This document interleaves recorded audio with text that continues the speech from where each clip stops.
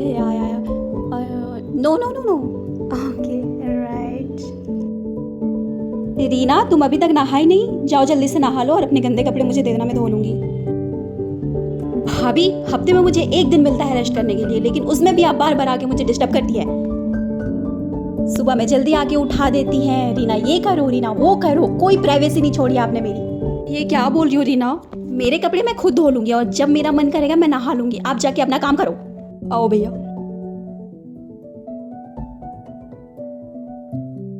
रीना तुम नाराज क्यों हो रही हो? अगर तुम्हें मेरी बात बुरी लगी तो मुझे माफ कर दो। तुम आराम करना चाहती हो आराम करो, कोई बात नहीं। और एक बात, मेरी ऑलरेडी एक माँ है, मुझे दूसरी माँ की जरूरत नहीं है। मेरी माँ मत बनो, समझी?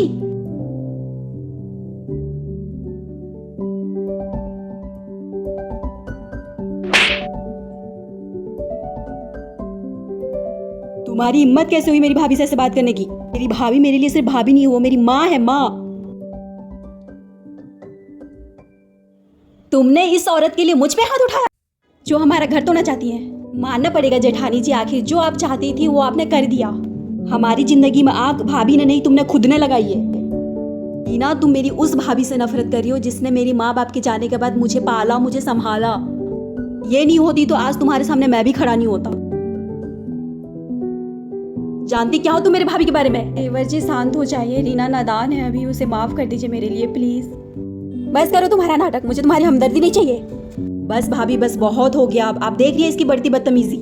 रीना जब मैं 9 साल का था मेरे माँ बाप इस दुनिया से चले गए, तब मेरी भाभी ने मुझे संभाला मेरी माँ की तरह, और उन्होंने अपनी औलाद नहीं की। जानती हो क्यों? क्योंकि उनको लगता था उनके बच्चे होने से मेरा प्यार बढ़ जाएगा।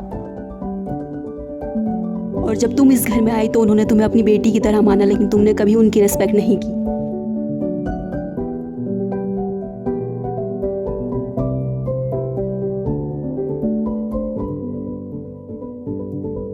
तुम कभी किसी की नहीं हो सकती।